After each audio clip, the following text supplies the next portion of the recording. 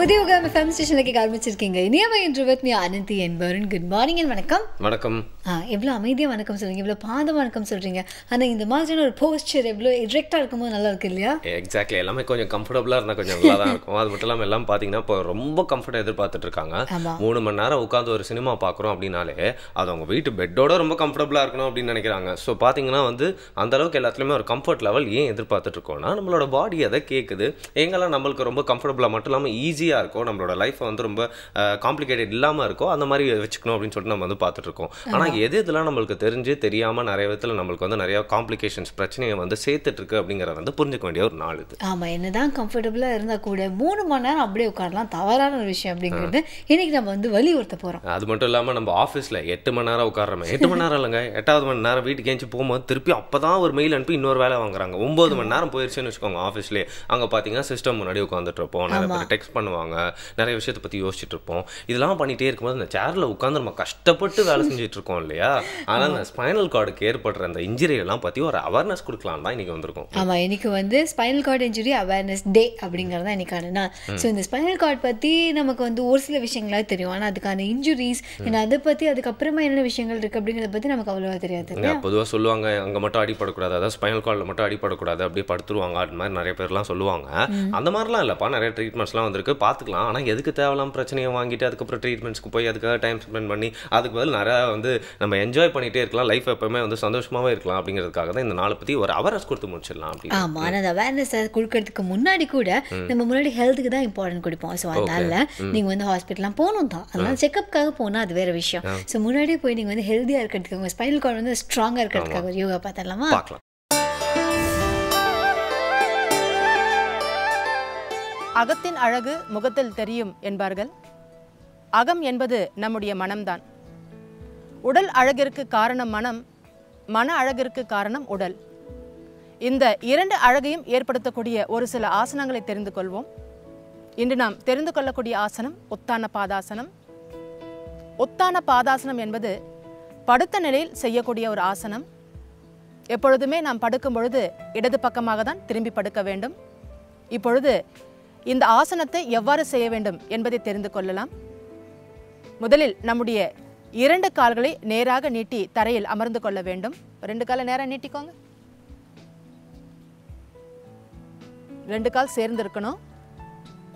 உங்களுடைய இடது உள்ளங்கையை தரையில் வச்சிடலாம், இடுப்பின் அருகாமையில் தரையில் வச்சிடலாம்.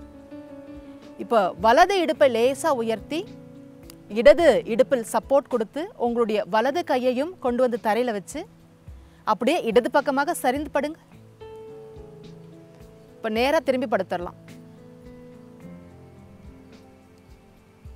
இப்பொழுது படுத்த நிலையிலிருந்து உத்தான பாதாசனம் செய்ய இருக்கிறோம். நேராக படுத்த பிறகு தலை நேராக இருக்க வேண்டும். 2 கால்களும் ஒன்றாக சேர்ந்து இருக்க வேண்டும். 2 கைகளையும் தொடையை ஒட்டி உள்ளங்கை தரையை பார்த்தாற் போல் இருக்க வேண்டும். தலையை நேராக வச்சுக்கலாங்க. 2 கால்களை சேர்த்துக்கலாம். உங்களுடைய 2 கைகளும் அந்தந்த தொடையொட்டி வந்திருக்கணும். உள்ளங்கை தரையை பார்த்தா மாதிரி இருக்கணும். இப்போ இந்த நிலைக்கு வந்த பிறகு 2 கால்களையும் சேர்த்து ஒரு அரை அடி அளவிற்கு மட்டும்தான் தரையை விட்டு உயர்த்த வேண்டும். இப்படி 2 கால்களையும் உயர்த்தும் பொழுது நம்முடைய தலையை தரையை விட்டு உயர்த்தக்கூடாது. இப்போ உத்தான பாதாசனம் எவ்வாறு செய்ய வேண்டும் என்பதை தெரிந்து கொள்வோம். இப்பொழுது உங்களுடைய 2 கால்களை மூச்சை இழுத்து கொண்டே ஒரு அரை அடி அளவுக்கு மட்டும் மேலே தூக்குங்க. அதே நிலையில் இருக்கலாம். கண்களை மூடி மூச்சு இயல்பான மூச்சாக இருக்க வேண்டும். இப்பொழுது மூச்சை விட்டுக்கொண்டே உங்களுடைய கால்களை தரைக்கு கொண்டு வந்துடுங்க. சிறிது நேரம் உங்களுடைய மூச்சையே கவனித்து ஓய்வெடுக்கலாம். இப்பொழுது உங்களுடைய 2 கால்களை மூச்சை இழுத்துக்கொண்டே ஒரு அரை அடி அளவுக்கு மட்டும்தான் தரையை விட்டு உயர்த்த வேண்டும். இப்போ 2 கால் சேர்த்து வச்சுக்கலாங்க.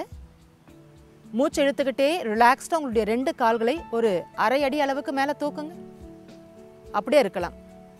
கண்களை மூடி உங்கள் சுவாசத்தையே கவனிங்க. இப்போ மூச்சை விட்டுக்கொண்டே உங்களுடைய கால்களை தரை கொண்டு வாங்க. இயல்பான மூச்சு. மூச்சை கவனித்துக் கொண்டே சிறிது நேரம் ஓய்வெடுக்கிறோம்.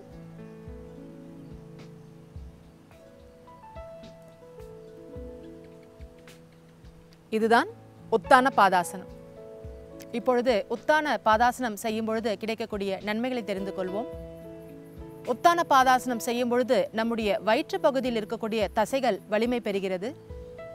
வயிற்று பகுதியில் இருக்கக்கூடிய அதிகப்படியான கொழுப்பு கரைகிறது. வயிற்றில் இருக்கக்கூடிய அனைத்து உள் உறுப்புகளும் பலம் பெறுகிறது. நம்முடைய தொடைப்பகுதியில் இருக்கக்கூடிய தேவையில்லாத கொழுப்பு இதனால் கரைகிறது. இத்தனை நன்மைகளை கொடுக்கக்கூடிய ஒரு எளிமையான ஒரு ஆசனம்தான் உத்தான பாதாசனம். இந்த ஆசனத்தை தினம் தினம் செய்வோம், நன்மை பெறுவோம். வாழ்க வளமுடன். இந்த மாதிரி ஆசனாஸ் மட்டும் இல்லாமல் இன்னும் நிறைய ஆசனாஸ்லாம் கற்றுட்டா நான் கடல் ஆரியா லெவலுக்கு வந்து தலைகீழ நின்னே நம்ம வந்து அப்படியே முதுகெலும்பு எவ்வளோ ஸ்ட்ராங்காக இருக்குன்னு காட்டலாம் இல்லையா? ஆமாடா, மற்றவங்க காட்டுறதை விட நம்ம வந்து இந்த எண்ட் ஆஃப் என்ன சொல்கிறது, எப்படி ஒரு 50 வயசுக்கு மேலே அந்த முதுமை அப்படிங்கிற ஒரு விஷயம் என்ட்ரி கொடுக்கும்.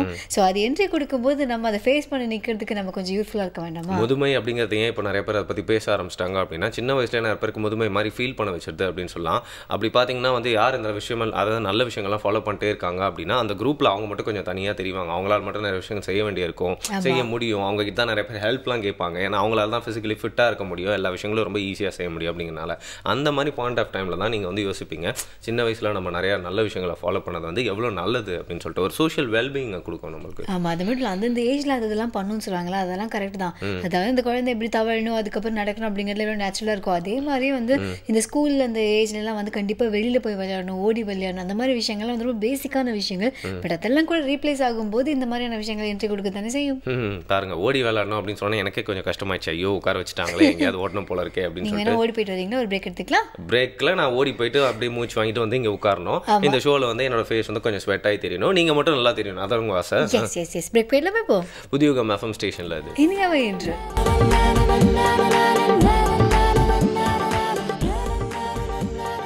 Welcome back. புதியுகம் FM ஸ்டேஷனில் கேட்டுருக்கீங்க. இனியாவை என்று பத்னி அனந்தி அண்ட் வருண். அதாவது நிறைய நேரம் சொல்லுவாங்க, அதாவது நீங்கள் ஏன் என்ன எதுக்கு அப்படின்னு கேட்காம கூட நல்ல விஷயங்கள்லாம் பண்ணலாம் அப்படின்னு. ஸோ அந்த மாதிரி தான் டெய்லியும் வந்து எங்கள் பாட்டி ஒரு டம்ளரில் கீழே அப்படியே பார்த்தீங்கன்னு வச்சுக்கோங்களேன், இந்த ஆளி விதை இருக்குது தெரியுமா, அதை போட்டு வெண்ணி வச்சு கொடுப்பாங்க. அதை வந்து குடிப்பேன். ஆமாம். ஆளி விதைனா முதல்ல என்னன்னு சொல்லுங்க. ஃபிளாக்ஸ் சீட்ஸ்னு சொல்லுவாங்க. தெரியுமா தெரியாதா? கேள்விப்பட்டிருக்கேன், இங்கே பார்த்ததில்ல. எப்படி எனக்கு அது பேர் மட்டும் தான் தெரியும். பட் அது என்ன பெனிஃபிட் இருக்கு அப்படின்லாம் கூட தெரியாது. கொடுப்பாங்க, குடிப்போம், அவ்வளோதான், முடிஞ்சு போச்சு. பட் அதை பற்றி இன்னைக்கு நம்ம சித்த வைத்தியர் அருண் வந்து பேச ஒரு கஷாயம் மாதிரி மூக்க முடிச்சுட்டு ஒரு செகண்ட்ல குடிச்சு முடிச்சிருக்கீங்க. ஆனால் நல்ல விஷயங்கள்லாம் தெரியாம, ஆனால் இப்போ தெரிஞ்சுக்க வேண்டிய டைம் வந்தாச்சு. பார்க்கலாம்.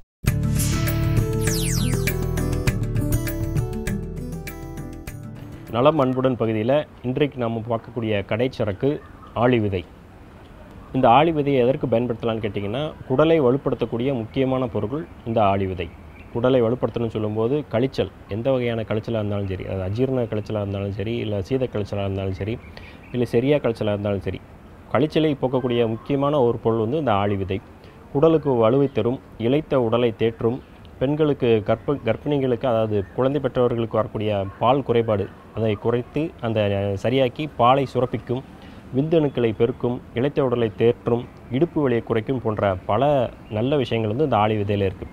ஆளி விதையை வந்து கஷாயம் போட்டு குடிக்கலாம். அதாவது ஒரு 10 கிராம் அளவு ஆளி விதையை 1 லிட்டர் தண்ணியில் நன்றாக காய்ச்சி அதை வந்து ஒரு 30 மில்லி அளவு வற்ற வைத்து காலை மாலை 2 வேளை கஷாயம் போட்டு குடிச்சிங்கனாலே நான் மேற்சொன்ன பலன்கள் எல்லாமே வந்து குணமாகும். அதாவது கழிச்சல் எல்லா வகையான கழிச்சலையும் குணமாக்கி உடலுக்கு நல்ல ஒரு ஆற்றலை கொடுக்கக்கூடியதாகவும், விந்தணுக்களை அதிகரிக்கக்கூடியதாகவும், பெண்களுக்கு பாலை அதிகமாக சுரக்கக்கூடியதாகவும், இடுப்பு வலியை நீக்கக்கூடிய ஒரு முக்கியமான பொருளாகவும் இந்த ஆளி விதை வந்து பயன்படும்.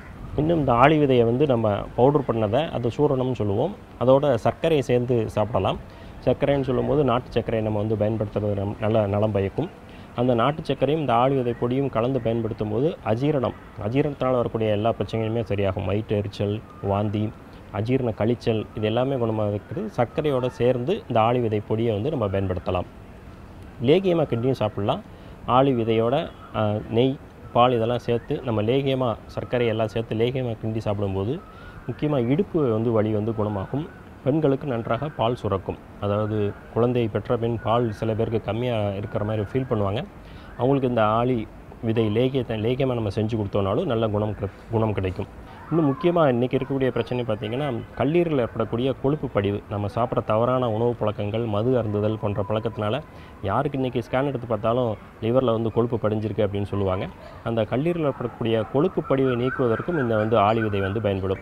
தினமும் அந்த ஆளி விதை பவுடரை நம்ம சொன்ன மாதிரி நல்லா தண்ணியில் ஊற வச்சு காலையில் சாப்பிட்டிங்கனாலே அந்த கல்லீரல் நன்றாக வலுவை கொடுத்து அதில் படிந்திருக்கக்கூடிய கொழுப்பை அகற்றக்கூடிய முக்கியமான பொருளும் இந்த ஆளி விதை தான். ரத்தத்தில் கொழுப்பு அதிகமாக இருக்கிறவங்களும் இந்த ஆளி விதையை வந்து பயன்படுத்த முடியும். சிலருக்கு வந்து ட்ரைக்ளிசரைட் அதிகமாக இருக்குன்னு சொல்லுவாங்க, எல்டிஎல்னு சொல்லக்கூடிய கெட்ட கொலஸ்ட்ரால் அதிகமாக இருக்குன்னு சொல்லுவாங்க. அதற்கும் இந்த ஆளி விதையை வந்து தினமும் ஊற வச்சு நம்ம சாப்பிடும்போது அந்த கொழுப்பை முக்கியமாக நீக்குவதற்கும் இந்த ஆளி விதை வந்து பயன்படுது. இன்னும் சர்க்கரை நோய்க்கு அதாவது ஆரம்ப நிலை சர்க்கரை நோய்க்கு ஒரு முக்கியமான மருந்தாகவும் இந்த ஆளி விதை வந்து பயன்படுது. ஏர்லி டயபிட்டிஸ்ன்னு சொல்லுவாங்க. இப்போ தான் சுகர் உங்களுக்கு ஆரம்பிச்சிருக்கு சார், டயட் கண்ட்ரோலில் இருங்க அப்படின்னு சொல்லக்கூடியவங்கெல்லாம் இந்த ஆளி விதையை எடுத்துக்கிட்டிங்கனாலே நம்ம அடுத்து மருந்து சாப்பிடாத அளவுக்கு ரத்தத்தில் உள்ள சர்க்கரை அளவை வந்து கண்ட்ரோல் பண்ணிக்க முடியும். அதையும் இரவு நேரங்களில் நன்றாக ஊற வைத்து காலையில் அதை சாப்பிட்டோம்னாலே அந்த ஆரம்ப நிலை சர்க்கரை வியாதியும் முற்றிலுமாக குணமாகும்.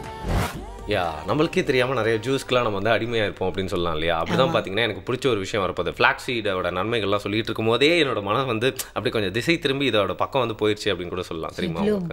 நீ எவ்வளோ விஷயங்கள் சொல்லிட்டு இருக்காங்க, என் திசை திரும்பிட்டேன் அப்படிங்கிறது எவ்வளோ ஃப்ராங்காக நீ இல்லைங்க, ஒரு கம்ப்யூட்டர் மாதிரி நான் அதை இந்த ஃபைலில் போட்டு இந்த ஃபைல் ஓப்பன் பண்ணி இதுக்காக விஷயங்கள்லாம் டவுன்லோட் பண்ணிட்டு இருந்தேன் நான். சரி, ஓகே. அப்படின்னு டவுன்லோட் பண்ணி வச்சிருக்கீங்கன்னு சொல்லுங்க பார்ப்போம். அதை பார்த்தீங்கன்னா எனக்கு ஜெகட் ஜோன்ஸ் அப்படின்னு ஒரு கேரக்டர் இருக்கும். ஜெகட் ஜோன்ஸா? ஜெகட் ஜோன்ஸ் அப்படின்னா ஆர்ச்சீஸ் அப்படின்னு சொல்லிட்டு ஒரு காமிக் இருக்குது. அதில் வந்து ஒரு கேரக்டர் அவனுக்கு பார்த்தீங்கன்னா வந்து மற்றவங்க மாதிரி லைஃப் இருக்கவே இருக்காது. அவன் பாட்டு சாப்பிடுவான், அவன் பெட் கூட விளையாடுவான், அவன் பாட்டு சாப்பிடுவான், அவன் கூட பெட் கூட விளையாடுவான், அப்புறம் தூங்கிடுவான், திருப்பி சாப்பிடுவான், பெட் கூட விளையாடுவான். அவனோட வாழ்க்கை அப்படி தான் போயிட்டே இருக்கும். ரொம்ப சீரியஸான லைஃப் அப்படின்னு எடுத்துக்கோங்களேன். அவன் வந்து எல்லாருமே கிண்டல் பண்ணிட்டே இருப்பாங்க, ஆனால் அவன் பாட்டு ஜூஸ் குடிச்சிட்டே இருப்பான். ஸோ அவன் பேர்லேயே வந்து ஒரு ஜூஸ் வந்து தயாரிச்சாங்களா, அது ரொம்ப வேர்ல்டு ஃபுல்லாக ஃபேமஸ் ஆயிடுச்சு அப்படின்னு சொல்லலாம். அது வந்து ஜாக் ஃப்ரூட் தான் வந்து போட்டிருக்காங்க. அது மாதிரி தான் இன்றைக்கி வந்து பார்த்தீங்கன்னா பலாப்பழ மில்க் ஷேக் தான் செஞ்சு காமிக்க போகிறேன் புதுச்சேரி சரவணன். ஸோ எனக்கு உடனே வந்து ஜக்கெட் ஜோன்ஸ் ஞாபகம். அப்போ ஒரு பலாப்பழத்தை வச்சு இவ்வளோ தூரம் நீ போயிருக்க, இங்கே வா, இங்கே அவர் என்ன சொல்கிறான்னு பார்க்கலாம். அனைவருக்கும் வணக்கம். இன்றைய பசுமை உணவுகள் பகுதிக்கு உங்களை வரவேற்பதில் மகிழ்ச்சி அடைகிறேன். இன்றைக்கி நம்ம செய்ய போகிற உணவு பலாப்பழ மில்க் ஷேக். செய்கிறதுக்கு முன்னாடி என்ன தேவைன்னு பார்க்கலாம். பலாப்பழ சுளைகள், பேரிச்சம்பழம், முந்திரி, நாட்டு சர்க்கரை, சப்போட்டா, உலர் திராட்சை, தேங்காய் பால். இப்போ தேவையான அளவு பலாப்பழ சுளைகளை போடணும். இதில் 30% அளவு சப்போட்டா போட்டால் போதும். ஏன்னா சப்போட்டாவும் சதையுள்ள பழம் தான், இந்த கூடுதல் சுவைக்காக தான் இதை போடுறோம். கொஞ்சம் உலர் திராட்சை இதில் போடுறோம். பலாப்பழம் வந்து சாதாரணமாகவே அதிக இனிப்பு உள்ள பழம்ன்றதால கொஞ்சமாக நாட்டு சக்கரை பெருச்சம்பழம் சேர்த்தா போதும். பெருச்சம்பழம் இருக்கிறது தெரியக்கூடாது. இந்த பலாப்பழ சுவையை கூடுதலாக தூக்கணுன்னாக்கா மாட்டுப்பழம் போடும்போது அது சுவையாக இருக்கும். நாட்டு சக்கரை கொஞ்சம் கூடுதலாக சேர்த்துக்கலாம். தேங்காய் பால் அதிகமாக ஊற்றதால் தேங்காய் பாலுக்கு சேர்த்தும் இந்த நாட்டு சக்கரை போடுறோம்.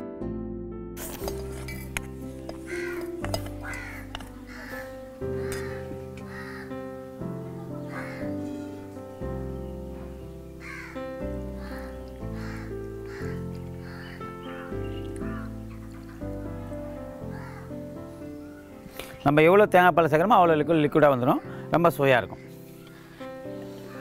இதுக்கு முந்திரி பருப்பு தேவையில்லை, அலங்காரத்துக்கு மட்டும் தான் முந்திரி பருப்பு. ஏன்னாக்கா இது சதவீத பழத்தில் ரொம்ப இனிமையான சுவையோடதால் அந்த முந்திரி பருப்பு வரும்போது சுவையை கூடுதல் ஆகாது, சுவையை மட்டுப்படுத்தும். அதனால வந்து தேவையில்லை.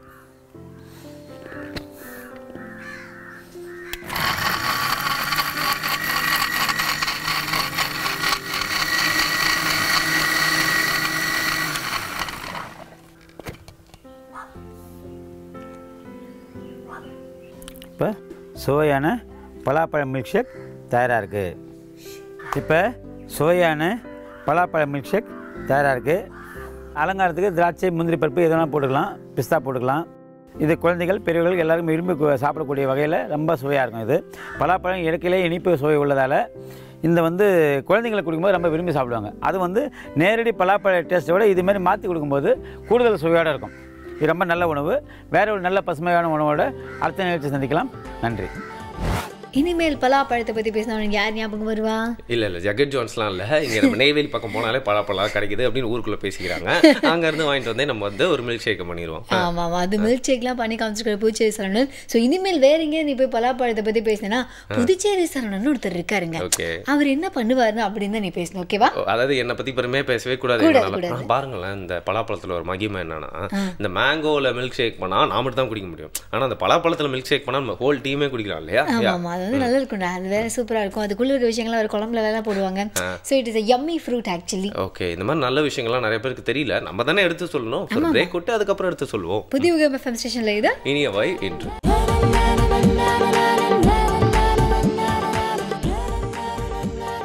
Welcome back again. இனியவன் நிகழ்ச்சியை புதிய எஃப்எம் ஸ்டேஷனில் தொடர்ந்து கேட்டு என்ஜாய் பண்ணிருக்கீங்க. நீங்கள் வெயிட் பண்ணிருக்கிறதுக்கு யூஸ்ஃபுல்லான ஒரு விஷயம் வந்துட்டே இருக்குது அப்படின்னு சொல்லலாம். இறையன் பாய் சார் வந்து நீங்கள் இன்றைக்கி போயிட்டு உங்கள் ஒர்க் ஃபுல்லாக பண்ண போகிறீங்க இல்லையா, நாள் ஃபுல்லாக ஆஃபீஸில் ஸ்பெண்ட் பண்ண போகிறீங்களா, அது ஒன்றும் தப்பு இல்லை. பட் லைஃபே ஆஃபீஸ்க்கு ஏன் ஸ்பெண்ட் பண்ணுறீங்க அப்படின்னு தான் சொல்ல போகிறாரு. ஆனால் இதுலேயே ஒரு வித்தியாசம் இருக்குது கேட்கோ. என்னன்னா ஒரு சில பேர் வந்து ஆஃபீஸ்லேயே இருப்பாங்கடா, 13 மணி நேரம் 14 மணி நேரம் கூட இருப்பாங்க, ஆனால் வேலை எதுவும் உருப்படியாக பண்ணி முடிக்க மாட்டாங்க. பிகாஸ் அதுக்கு வந்து ஒரு சேயிங் கூட இருக்குது, உன் வேலைங்க வந்து குறிப்பிட்ட டயத்தில் கொடுத்த டயத்தில் நான் முடிக்க முடியல அப்படின்னா அப்போ நீ ஒழுங்காக ஒர்க் பண்ணலன்னு அர்த்தம் அப்படின்னு கூட சொல்லுவாங்க. ஸோ அதனால் அதிக நேரம் ஆஃபீஸ் இருக்கவங்களாம் ஒர்க் ஹாலிக்குன்னு சொல்ல முடியாது. பட் ஒர்க் பண்ணுறீங்க, அதை ஒர்க் பண்ணிக்கிட்டே இருக்கணும், ஒர்க் பண்ணுறீங்க, அவங்க தான் ஒர்க் ஹாலிக் அப்படின்னு நான் நினைக்கிறேன். நீ என்ன நினைக்கிறேன்? நீங்கள் தெரியாமல் வந்து பேசுங்கன்னு நான் நினைக்கிறேன். வீட்டில் போனால் யார் தொல்லையோ தாங்க முடியல அப்படிங்கிறனால கூட நிம்மதியாக ஆஃபீஸ்லேயே இருக்கலாம்னு நினைக்கலாம் இல்லையா? அப்படின்னா அப்படி ஒர்க் ஹாலிக்குன்னு சொல்ல முடியாது, இஸ் பைண்டாங்கோலி அப்படின்னு தான் நான் சொல்ல முடியும். ஹவுஸ் ஃபோபியா இருக்கு அவருக்கு அப்படின்னு கூட சொல்லிடலாம் இல்லையா? பட் இந்த ஒர்க் ஹாலிக்காக இருக்கிறனால லைஃப்பில் நிறைய என்ஜாய்மெண்ட்ஸ் மிஸ் பண்ணுறோம். என்னங்க சம்பாரிச்சிட்டே இருக்கோம், நிறைய பேருக்கு நல்ல பேர் வாங்கணும், ப்ரொமோஷன்லாம் எடுத்துகிட்டு போயிட்டே இருக்கணும் அப்படிங்கிறது எல்லாருக்குமே இருக்க ஆசை தான். அதுக்காக லைஃபே தொலைச்சிட்டிங்கன்னா ஹோல் வேர்ல்டே கெயில் பண்ணி உங்களோட ஓன் சோலையே மிஸ் பண்ணிட்டீங்கன்னா அதில் என்ன பயன் இருக்கு? ஸோ ஒர்க் ஹாலிக்கா இருக்கலாமா இருக்கக்கூடாதா? சாரே சொல்லுவார், பார்க்கலாம். சில நேரங்களில் நம்ம யார் வந்து ஒர்க்கஹாலிக் அப்படிங்கிறதையும் லேபர் ஆஃப் லவ் அப்படிங்கிறது எது அப்படிங்கிறதையும் போட்டு கன்ஃபியூஸ் பண்ணிக்கிறோம். இப்போ இந்த ஒர்க்கஹாலிக்காக இருக்கிறவங்க எல்லாருமே எப்படி இருப்பாங்க அப்படின்னு பார்த்தீங்கன்னா, அவங்களுக்கு ஏதாவது ஒரு வேலை வேணும், இந்த வேலை இல்லைன்னா ஏதாவது ஒரு வேலையை எடுத்து செய்யணும். அவங்களால ஒரு நிமிஷம் கூட சும்மா இருக்க முடியாது. அவங்கள ஒரு இடத்துல உட்கார வச்சிங்கன்னா ரொம்ப ரெஸ்ட்லெஸ் ஆயிடுவாங்க. திடீர்னு கடிகாரத்தை பார்ப்பாங்க, அப்புறம் திடீர்னு பார்த்திங்கன்னா எந்திரிச்சு நடப்பாங்க, பெட்டியை திறப்பாங்க, மூடுவாங்க, அப்புறம் கண்ணாடி எடுப்பாங்க, சுத்தம் பண்ணுவாங்க. அது ஏற்கனவே சுத்தமாக தான் இருக்கும், மறுபடியும் சுத்தம் பண்ணி போடுவாங்க. அப்புறம் இப்படின்னு சட்டை இழுப்பாங்க, அப்புறம் திடீர்னு கையை வந்து ஃபுல் ஹேண்டை வந்து மடிச்சு விடுவாங்க, அப்புறம் மறுபடியும் பழைய நிலைமைக்கு கொண்டு வருவாங்க. என்ன பண்ணுறதுன்னே உங்களுக்கு தெரியாது. அவங்கள ஒரு இடத்துல 1 மணி நேரம் அப்படியே உட்கார வச்சுட்டிங்கன்னா அது அவங்களுக்கு மிகப்பெரிய தண்டனை. ஏன்னா ஏதாவது ஒன்று செஞ்சுக்கிட்டே இருக்கணும் அப்படிங்கிறது அவங்களுடைய நோக்கம். இந்த மாதிரி இருக்கிறவங்க எந்த மாதிரியான பணியை செய்வாங்க? இவங்க ஒரு ஆஃபீஸில் ஒர்க் பண்ணுறாங்கன்னு வச்சுக்கோங்களேன், அவங்க வந்து தேவையில்லாத வேலைகளை நிறைய செய்வாங்க, தேவையில்லாத கேள்விகளை எழுப்புவார்கள். ஒரு முக்கியமான ஃபைலை கூட உடனடியாக முடிக்க மாட்டாங்க, அதற்கு அவசியமில்லாத பல விஷயங்களை திரட்டுவாங்க, அதிலெல்லாம் அவங்க டைமை செலவு பண்ணுவாங்க. இந்த மாதிரி ஒரு 17 மணி நேரம் நான் ஆஃபீஸ்லேயே இருக்கேன், 15 மணி நேரம் நான் ஆஃபீஸில் ஒர்க் பண்ணுறேன் அப்படின்னு ஒருத்தர் சொன்னாங்கன்னா, அவங்க உண்மையிலேயே அந்த 15 மணி நேரமும் ஆக்கப்பூர்வமாக செலவு பண்ண முடியுமா? அவங்களால அந்த ஒர்க்கை என்ஜாய் பண்ண முடியுமா? அவங்க வந்து அந்த 15 மணி நேரமும் ஒரு ஹைட்டண்ட் அவேர்னஸ்லேருந்து அந்த வேலையை செய்ய முடியுமா? இந்த கேள்விகள்லாம் எழுது.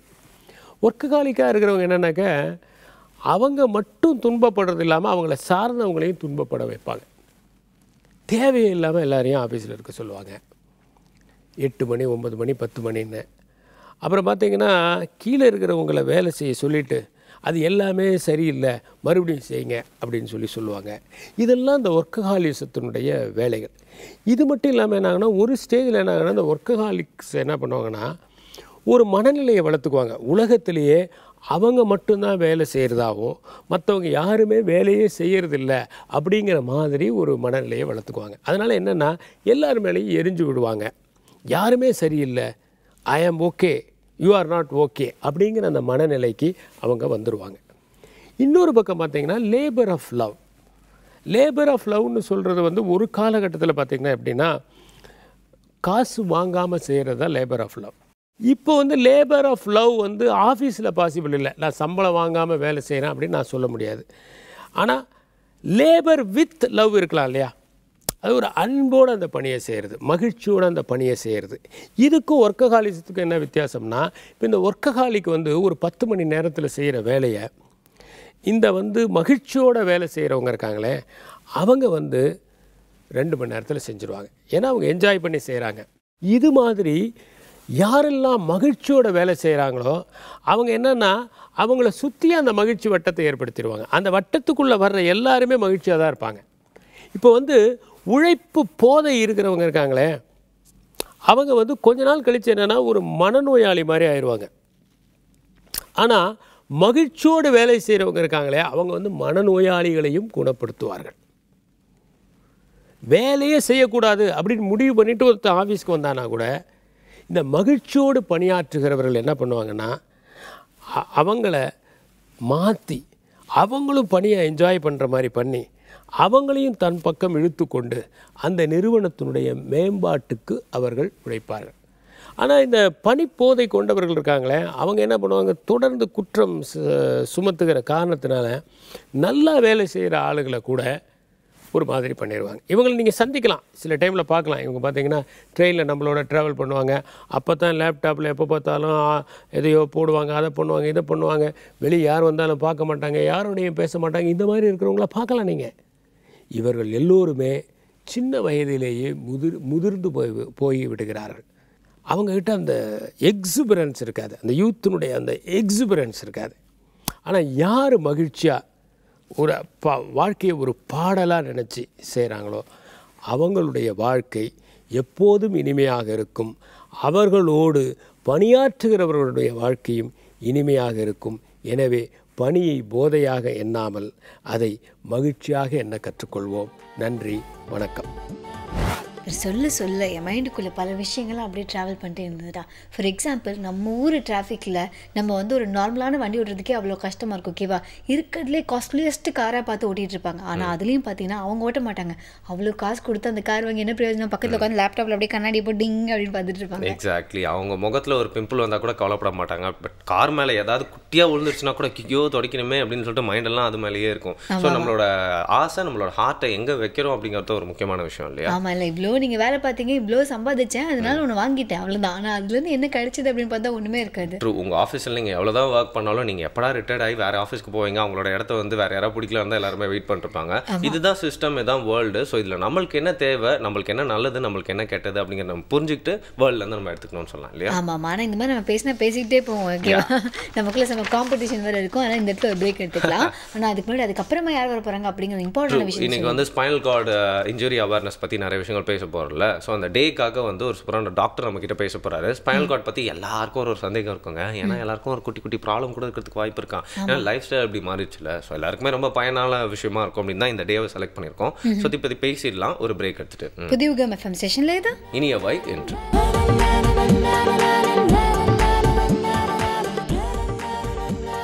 புதியுகம் FM ஸ்டேஷனில் கேட்டுட்ருக்கீங்க. இனியவை என்று வெக்னி ஆனந்தி அண்ட் வருண். இன்னைக்கு வந்து ஸ்பைனல் கார்டு இன்ஜுரி அவேர்னஸ் டேல ஸ்பைனை பற்றி பல விஷயங்கள்லாம் நம்ம தெரிஞ்சுக்க போகிறோம். பின்னாடி இருக்க விஷயங்களை பற்றி பின்னாடி பார்த்துக்கலாம் அப்படின்னு நினச்சா வந்து முன்னாடி போகும்போது ஃபியூச்சரில் பிரச்சனை வந்து அப்படிங்கிறதுனால இன்றைக்கி ஸ்பைனை பற்றி நிறைய விஷயங்கள் வந்து பேசிக்கான விஷயங்கள்லேருந்து என்ன காம்ப்ளிகேஷன்ஸ்லாம் இருக்குது அண்ட் லைஃப் ஸ்டைலில் என்னென்ன சேஞ்சஸால் வந்து ஸ்பைனில் நிறைய பாதிப்புகள் வந்து தெரிஞ்சுக்க போகிறோம். யார் இதெல்லாம் வந்து நம்மளுக்கு கிளாரிஃபை பண்ண இன்னைக்கு வந்து நம்மளோட ஆர்த்தோபெடிக் சர்ஜன் டாக்டர் வேல்முருகன் அவர்கள் வந்திருக்காங்க. வணக்கம் doctor. Thanks for coming doctor. So பேசிக்காக அந்த முதுகெலும்போட ஃபங்க்ஷன்ஸ்லாம் என்ன சொல்லுங்கள் டாக்டர்? இல்லை, முதுகெலும்பு தான் நம்மளுடைய பில்லர் ஆஃப் த பாடி. இப்போ நம்ம முதுகெலும்பு இல்லைன்னா நம்ம நிற்க முடியாது, உட்கார முடியாது, குனிய முடியாது. ப்ளஸ் நம்ம இப்போ நம்மளோட அனைத்து அசைவுகளுக்கும் காரணம் முதுகெலும்பு தான். ஏன்னா பிரெயின்லேருந்து அந்த கம்யூனிகேஷன்ஸ் வந்து இந்த நர்வ்ஸ் மூலமாக எல்லா தசைகளையும் எல்லா ஜாயிண்ட்டையும் நம்மளுக்கு தொடு உணர்ச்சி இது அனைத்து ஃபங்க்ஷன்களுக்கும் பிரெயின்லேருந்து அதை அந்த ஸ்பைனல் கார்டு அப்படின்றத வந்து ப்ரொடெக்ட் பண்ணுறது முதுகெலும்பு தான். ரிசெப்டார்ஸ் அப்படின்னு சொல்லுவாங்களே அப்படின்னு கூட சொல்ல மாட்டோம். ஆமாம், ரிசெப்டார்ன்றது இப்போ இங்கே தொடருது. இந்த ரிசெப்டார்ன்றது ஒரு செல். அதுலேருந்து அந்த எலக்ட்ரிக் இம்பல்ஸ் வந்து இது வழியாக போய் நரம்பு வழியாக போய் ஸ்பைனல் கார்டு மூலமாக பிரெயினில் போய் ரிசெப்டார் ஏரியாவில் போயிட்டு இருக்கு பண்ணும். ஓகே. ஸோ அது வந்து அந்த ஸ்பைனல் கார்டை ப்ரொடெக்ட் பண்ணுறது வந்து ஓகே ஸ்பைன் தான். ஸ்பைன் டிஸ்க்கு அதெல்லாம். ஸோ அதனுடைய ஷேப் வந்து அழகாக அது ஒரு டிசைனாக இருக்க அந்த கர்வ்டாக இருக்கிறதுனால நம்ம உட்கார முடியுது, நிற்க முடியுது, அதனோட ஃப்ளெக்சிபிலிட்டி இம்ப்ரூவ் பண்ண முடியுது. ஸோ இதெல்லாம் தான் functions of spine. Okay. And Indian ancient medicine படி வந்து என்ன சொல்லுவாங்கன்னு பார்த்தீங்கன்னா, அப்போ சித்தர்கள்லாம் இருந்தாங்களா நிறைய பேர், அவங்களாம் என்ன சொல்கிறாங்க அப்படின்னு பார்த்தீங்கன்னா வந்து மூல சக்தி அப்படிங்கிறது உடம்புக்கு வந்து அந்த ஸ்பைனில் இருந்து தான் வருது அப்படின்னு சொல்கிறாங்க. ஸோ அந்த ஹோல் எனர்ஜியே நம்மளுக்கு வந்து அதில் தான் இருக்குது அப்படின்னு எடுத்துக்கலாமா? Properly understood. அப்போ இருக்கிற அண்டர்ஸ்டேஷன் இப்போ எல்லாமே பிரெயின்லேருந்து தான் வருது. பிரெயின்லேருந்து கம்யூனிகேட் பண்ணுற ஒரு சேனல் தான் ஸ்பைன். பட் அது எல்லாமே அந்த இடத்துலேருந்து தான் ஆரம்பம். அது அந்த ஸ்பைன் மூலமாக தான் டிஸ்ட்ரிபியூட் ஆகுது. ஸோ சில செல்ஸ் வந்து ஸ்பைனல் கார்ட்லேயும் இருக்கும், but all impulses only from brain. So அதனால் அது ஒரு passage and it also works as a இதுதான் ஓகே ஒரு லோக்கல் சென்டர். ஓகே. இப்போ பார்த்தீங்கன்னா திடீர்னு ஒரு ஃபயர் வந்து உங்களை தொடுது அப்படின்னா டப்புன்னு நீங்கள் ரிஃப்ளெக்ட் பண்ணுவீங்க. அப்போ அது பிரெயின் வரைக்கும் போகாது, அது ஸ்பைனல் கார்ட்லேயே ரிஃப்ளெக்ஸ் திரும்பிடும். ஸோ அதுவும் ஒரு சென்டர் தான். ஸோ டக்குன்னு எடுக்கிறோம், நம்ம யோசிச்சா எடுக்கிறோம், நம்ம யோசிக்கவே இல்லை. அது ஸோ அதை எடுக்கிறன்ற அந்த எடுக்கிற ரிஃப்ளெக்ஸ் இருக்கு, இன்ஸ்டண்ட்டாக நடக்கிறது வந்து it is done by local. So இதெல்லாம் ஒரு functions of spine. So doctor, நாங்கள் வந்து ஸ்பைனல் கார்டு இன்ஜுரிஸ் அப்படின்னு கேள்விப்பட்டிருக்கோம். பட் அப்படின்னா என்ன, ஏன்னா அதுக்கான சிம்டம்ஸ்லாம் என்னென்னு சொல்லுங்கள். இப்போ ஸ்பைனல் கார்டு இன்ஜுரின்னு தான் சொன்னல, ஸ்பைனை வந்து ப்ரொடெக்ட் பண்ணுறதுக்கு, அது ஸ்பைனல் கார்டை ப்ரொடெக்ட் பண்ணுறது தான் எலும்பு இருக்குது. இந்த கார்டுன்றது ஒரு எலக்ட்ரிக் சப்ஸ்டன்ஸ், இது ஒரு டியூப் மாதிரி, அதில் நிறைய நர்வ்ஸ் போகும். இப்போ என்னென்னா அந்த கார்டு வந்து இன்ஜுரி ஆகாமல் இருக்கிறதுக்கு அதுக்கு கொஞ்சம் ஷேக் ஆகாமல் இருக்கிறதுக்கு ஃப்ளூயிட் இருக்குது, தட்ஸ் கால் சிஎஸ்எஃப். அதையும் மீறி இப்போ அதை சுற்றி தான் எலும்பு இருக்குது, எலும்பு டிஸ்க்கு பின்னாடி மசில்ஸ் எல்லாம் இருக்குது. இப்போ இந்த ஸ்பைனல் கார்டை வந்து தொட்டுட்டாலே எந்த நரம்பு பாதிக்கப்படுதோ அந்த செயல் போயிடும். இப்போ ஒன்றும் இல்லை, ஒரு பாதி இப்போ என்ன நம்ம சொல்கிறோம் பேரப்ளீஜியா அப்படின்றோன்னா ஃபுல்லாக இப்போ முதுகெலும்பில் இந்த டீடோல் ரீஜனில் கட் ஆகிடுச்சுன்னா 2 காலோட தொடு உணர்ச்சி, ஃபங்க்ஷன்ஸ், ரிஃப்ளெக்ஸ் எல்லாமே போயிடும். இப்போ தொடுறோம் அது போயிடும், அதனுடைய மடக்கிறோம் நீட்டுறோம் அந்த ஃபங்க்ஷன் போயிடும், ரிஃப்ளெக்ஸ் போயிடும். ஸோ இப்போ பார்த்தீங்கன்னா அப்போ நடக்க முடியாது, நிற்க முடியாது, உட்கார முடியாது. ஸோ அதனுடைய ஃபங்க்ஷன்ஸ் வந்து எந்த நரம்பை பாதிக்கப்படுத்த, இப்போ லைட்டாக டச் பண்ணால் வலிக்கும், கொஞ்சம் அதிகமாக டச் பண்ணால் அந்த நரம்பு மட்டும் போகும். சில சமயம் பார்த்திங்கன்னா சில பேருக்கு இந்த இடத்துல மட்டும் மறுத்துருக்குன்னு சொல்லுவாங்க. பார்த்திங்கன்னா C5 நர்வூட்டம் மட்டும் கட் ஆகிருக்கும். இப்போ காலில் பாதம் மட்டும் மறுத்துருக்குன்னு சொல்லுவாங்க. அப்போ வந்து தேய்மானத்தில் வர்ற அந்த டிஸ்க் கார்ட் டேமேஜில் வந்து அந்த இடம் மட்டும் அஃபெக்ட் ஆகும். ஸோ யூரின் போகிறோம், மோஷன் போகிறோம், இப்போ நம்ம கண்ட்ரோல் பண்ணி தான் போக முடியும். தானாக கண்டினியூஸாக போகல, நம்ம ஒரு இடத்துல நிற்கிறோம், கண்ட்ரோல் பண்ணி போகிறோம், அதுவும் அந்த ஸ்பைனல் கார்டு மூலமாக தான் வருது. ஸோ அப்போ கம்ப்ளீட்டாக கட் ஆகிடுச்சுன்னா அந்த சென்சேஷனும் போய்டும். ஸோ அது மட்டும் கண்டினியூஸாக அது மட்டும் போகும், இட் வில் இப்போ டியூப் மாதிரி வந்துக்கிட்டே இருக்கும், மோஷனும் அது மாதிரி கண்டினியூஸாக வந்துக்கிட்டே இருக்கும். ஸோ அதெல்லாம் அந்த இன்ஜுரி சிம்டம்ஸ் இதுதான். ஒன்று தொடு உணர்ச்சி போகலாம், செயல் இப்போ நம்ம ஒரு grip போகலாம், இல்லை ரிஃப்ளெக்ஸ் போகலாம், இல்லை அடுத்து வந்து யூரின் போகிறது, மோஷன் போகிறது. ஸோ இதெல்லாம் ஏர்லியர் ஃபீச்சர்ஸ். ஆனால் இது எல்லாத்துக்கும் முன்னாடி வலி தான் வரும். ஃபஸ்ட்டு ஆரம்ப கட்டத்தில் வலி ரொம்ப அதிகமாக இருக்கும், போக போக வலி போயிடும், இந்த ஃபங்க்ஷன்ஸ் போயிடும். ஸோ வலி வருதுன்னா உங்களை அவேர் பண்ணுறது இண்டிகேஷன் அது. ஸோ அப்போ நீங்கள் உஷாராகிடணும். So we have to get correct. நம்மளால என்ன பண்ணுவாங்க, இந்த வலி வர்றப்போ விட்டுருவாங்க, லோக்கலாக மருந்து. அப்போ நம்ம காஷன் பண்ணுறப்ப நம்ம ட்ரீட்மெண்ட் கரெக்டாக எடுத்து. டாக்டர், இந்த பேரப்ளீஜியா அப்படிங்கிற ஒரு டேர்ம் சொல்லியிருந்தீங்க, அதே மாதிரி இந்த குவாட்ரப்ளீஜியா, மோனோப்ளீஜியா, இதுக்கான வித்தியாசங்கள் என்ன அப்படின்னு சொல்லுங்கள். மோனோனா 1 4, இப்போ 2 கை 2 கால், ஒரு கை இல்லைனா ஒரு கால் போச்சுன்னா மோனோப்ளீஜியா. சுத்தமாக ஃபங்க்ஷன் சுத்தமாக போயிடும், தொடுறது, மடக்கிறது, எது ப்ளஸ் ரிஃப்ளெக்ஸ் எதுவுமே இருக்குது. அந்த கை பார்த்தீங்கன்னா டெட் லிம் மாதிரி இருக்கும், அதுதான் மோனோப்ளீஜியா. பேரப்ளீஜியான்னு 2 கால் அப்படி போயிடும். பேரப்ளீஜியானா 2 கால் மட்டும். குவாட்ரிப்ளீஜியா அப்படின்னா 2 கை 2 கால். ட்ரைப்ளீஜியான்னு சொல்லுவாங்க, ஓகே, ஒரு கை 2 கால் அந்த மாதிரி கூட போகலாம். ஓகே. இதே மாதிரி பேரலிசிஸ் அப்படிங்கிறது நம்ம அதிகமாக கேள்விப்பட்டிருக்கோம். ஸோ பேரலிசிஸ்னால் என்ன? பேரலிசிஸ்னால் ஒரு மசில், இப்போ நீங்கள் எடுத்துக்கிட்டிங்கன்னா இது மடக்கிறது பைசப்ஸ்னால வருது. பைசப்ஸ்ன்ற மசில் எல்லாருக்கும் தெரிஞ்ச மசில். இந்த மசிலோட ஃபங்க்ஷன் இல்லைன்னா இப்போ மடக்க முடியாது. அந்த மசில் செயல் இழக்கிறதுக்கு பேர் தான் பேராலிசிஸ். அது ஜென்ரல் டேர்ம். அது வந்து எல்லாம் ஓவராலாக சொல்கிறது. இது பேராலிசிஸ் ஒரு வேர்டு. இப்போ ஜென்ரலாக பேராலிசிஸ் ஆகிட்டான் அவன் அப்படின்னு சொல்லுவோம். இப்போ வயசானவங்களுக்கு ஸ்ட்ரோக்லலாம் வரும், ஒரு சைடு பேராலிசிஸ் ஆகிடுச்சுன்னா ஒரு கை ஒரு கால் போயிடும், அது கால் ஹெமிப்ளீஜியா. ஹெமினா ஒரு பாதி. அதிலே நான் கேள்விப்பட்டதில் complete spinal cord injury and incomplete spinal cord injury அப்படின்னு ஒன்று கேள்விப்பட்டிருக்கோம் இல்லையா? ஸ்பைனல் கார்டு இன்ஜுரி அப்படின்னாலே பயங்கரமாக தான் இருக்குது. அதில் கம்ப்ளீட் இன்கம்ப்ளீட்னா அது நிமிஷம்னா சுத்தமாக கட் ஆயிடுது, சென்சேஷன் மேலேருந்து கீழே வரவே வராது. இன்கம்ப்ளீட்னா இப்போ பார்த்தீங்கன்னா தொடு உணர்ச்சி மட்டும் போகும். சில பேருக்கு சூடு, அந்த குளிர், அந்த தன்மை மட்டும் இருக்காது, சென்சேஷன் மட்டும் கட் ஆகும், பட் ஃபங்க்ஷன் இருக்கும், மோட்டார் ஃபங்க்ஷன் இருக்கும். சில பேருக்கு பார்த்தா மோட்டார் மட்டும் மடக்க முடியாது, ஆனால் தொட்டால் தெரியும். ஸோ அது எந்த ஸ்டேஜ், ஏர்லி ஸ்டேஜில் பவர் பார்த்தீங்கன்னா மோட்டாரில் பவர்லாம் இருக்குது, பவர்ஃபுல்லாக அழுத்தலாம்.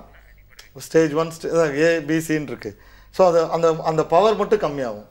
ஸோ இன்கம்ப்ளீட்ன்றது தேர் இஸ் சம் ஃபங்க்ஷன், கீழே வந்து ஒரு செயல் கொஞ்சம் இருக்குது, அந்த கார்டு இன்ஜுரியில் கீழே இருக்குது, அப்படி இருக்கவங்க எமர்ஜென்சியாக ட்ரீட் பண்ணணும் நம்ம. ஏன்னா அவங்களுக்கு நம்ம ஒரு வாய்ப்பை கொடுக்கணும் முழுசாக ரெக்கவரி ஆகிறது. ஸோ அப்போ வந்து that is called as emergency. அவங்கள வந்து எமர்ஜென்சியாக சர்ஜரிக்கோ எதுக்கோ என்ன ட்ரீட்மெண்ட்டோ அதை கரெக்டாக பண்ணணும். கம்ப்ளீட்னா it takes a long time. So அதையும் பண்ணணும், கொஞ்சம் நம்ம பொறுமையாக அனலைஸ் பண்ணி ப்ரொசஸ் பண்ணி பண்ணணும். ஸோ டாக்டர், இப்போ நீங்கள் பேசும்போது ஸ்பைனல் கார்டு வந்து ரொம்ப பத்திரமா பார்த்துக்கணும் அப்படின்னு தெரியுது. பட் அதையும் தாண்டி ஒரு சில நேரங்களில் அது எப்படி எஃபெக்ட் ஆகுது அப்படிங்கிறது நம்ம சந்தேகம் வருது இல்லையா? ஸோ மோஸ்ட்டாக எந்த மாதிரியான சந்தர்ப்பங்கள்லாம் வந்து முதுகெலும்பு அடிபடுறதுக்கான வாய்ப்பு இருக்குது, எதெல்லாம் வந்து காம்ப்ளிகேஷன்ஸை கொடுக்கும் அப்படின்னு சொல்லுவாங்க? மெயினாக 4 விஷயம் தான். இப்போ accidents. So most of the spinal cord இன்ஜுரின்னு எடுத்துக்கிட்டால் ஆக்சிடென்ட்ஸ் தான். அடுத்தது வந்து இன்ஃபெக்ஷன்ஸ். டிபி வந்து லங்ஸை பாதிக்கணும், அதே சமயம் எலும்பையும் பாதிக்கும். முதுகெலும்பு தான் முதுகெலும்பு தான் டிபி அதிகமாக பாதிக்கும். டைஃபாய்டு, பொரிலியாசிஸ் அப்படின்னு நிறைய இன்ஃபெக்ஷன்ஸ் இருக்குது. எந்த இன்ஃபெக்ஷன் சொன்னாலும் அது பாதிக்கப்படலாம். ஸோ எலும்பு அஃபெக்ட் பண்ணோம், பக்கத்தில் கார்டு இருக்கிறதுனால அதையும் அஃபெக்ட் பண்ணலாம். ஸோ அடுத்தது கேன்சர்ஸ், டியூமர் கேன்சர்ஸ். டியூமர்ன்றது இப்போ பார்த்தீங்கன்னா ஒரு ஸ்வானோமா, எனி டியூமர். இப்போ பிரெஸ்ட்டில் கேன்சர் இருக்குன்னா அது வந்து பரவும், அது வந்து எலும்புக்கு பரவப்போ எலும்பு டேமேஜ் ஆகும். எலும்பு டேமேஜ் ஆகிறப்போ பக்கத்தில் கார்டு இன்ஜுரி ஆகலாம். ஸோ மாதிரி கேன்சர்ஸ். 4வது தேய்மானத்தில் வர்றது ஜென்ரலாக கார்டு அஃபெக்ட் பண்ணுறது ரொம்ப லேட் ஸ்டேஜில் தான் அஃபெக்ட் ஆகும். ஏன்னா நம்ம அதுக்கு முன்னாடியே காஷன் கொடுத்துரும், வலி வந்துடும். ஸோ நம்ம அதுக்குள்ளே ட்ரீட்மெண்ட்டுக்கு வர ஆரம்பிச்சிடுவாங்க மக்கள். ஸோ அதுலேயும் வரும். இப்போ கழுத்து டிஸ்க்கு தேஞ்சி 2 கை 2 கால் போனவங்க நிறைய பேர் இருக்காங்க. மைலோபத்தின்னு சொல்லுவோம், சர்வைக்கல் டிஸ்க் இன்டியூஸ்ட் மைலோபத்தி அப்படின்னு சொல்லுவோம். அந்த டிஸ்க்கு டேமேஜில் அந்த கார்டு அஃபெக்ட் ஆகி 2 கை 2 கால் போனவங்க. அதுக்கு ஜென்ரலாக அந்த தேய்மானத்தில் வர்றது தான். இப்போ நம்ம ஜென்ரலாக பேக் பெயின், நெக் பெயின், அதெல்லாம் காஷன். அது வந்து ப்ரொடெக்ட் பண்ணுறதுக்கு ட்ரீட்மெண்ட் கரெக்டாக எடுத்திங்கன்னா அது ப்ராக்ரஸ் ஆகாது. ஸோ பட் ஆக்சிடென்ட்ஸ் அப்படி கிடையாது. ஒரே அடி அதில் டைரெக்டாக எலும்பு கார்டு போய் டேமேஜ் ஆகும். ஸோ 99%, 95%, 95 to 90%, 99% பார்த்திங்கன்னா ஆக்சிடென்ட்ஸ். ஸோ இன்றைக்கி நம்ம டாக்டர் வேல்முருகன் சார் வந்து பல விஷயங்கள் ஸ்பைனல் கார்ட் பற்றி அப்படியே பாயிண்ட் பை பாயிண்ட்டாக நம்ம ஸ்பைனில் இருக்கிற அந்த ஒவ்வொரு டிஸ்க் மாதிரி சொல்லிட்டு இருக்காருன்னு சொல்லலாம்ல. நிறைய பேர் வந்து பார்த்தீங்கன்னா அந்த பேண்ட்லாம் போட்டிருப்பாங்க, நிறைய பேர் வந்து இங்கே கூட வந்து பெல்ட் மாதிரிலாம் கட்டிட்டு இருப்பாங்க. அந்த மாதிரி இருக்கும்போது பார்த்தீங்கன்னா அதெல்லாம் கொஞ்சம் ரிலீஃப் கொடுக்குமே தவிர்த்து மற்றவங்க மாதிரி வந்து கொஞ்சம் ஃப்ரீயான ஆக்டிவிட்டீஸ்க்குள்ளே வந்து நம்மளை வந்து விடாமல் பண்ணிடும் அப்படின்னு சொல்லலாம். அப்படிப்பட்ட காம்ப்ளிகேஷனுக்கு நம்ம போகக்கூடாது அப்படின்னா வந்து இந்த மாதிரி விஷயங்கள் நம்ம ஃபாலோ பண்ணிட்டாலே லைஃப் வந்து கடைசி வரைக்கும் ரொம்ப ஈஸியாக இருக்கும் அப்படிங்கிறது புரிஞ்சுக்கலாம் இல்லையா? ஆமாம், லைஃப் அப்படிங்கிறது ப்ரெசென்ட் அப்படின்னு எத்தனை பேர் சொன்னாலும் ஃபியூச்சர் ரொம்ப முக்கியம் இல்லை. ஸோ அதையும் நம்ம கண்டிப்பாக பார்த்துக்கணும். அண்ட் இதை பற்றி நம்ம நிறைய கேள்விகளும் இருக்குது. ஒரு சின்ன பிரேக் அப்புறமா கேட்கலாம். புதிய UGM FM ஸ்டேஷனில் இது இனியவை என்று.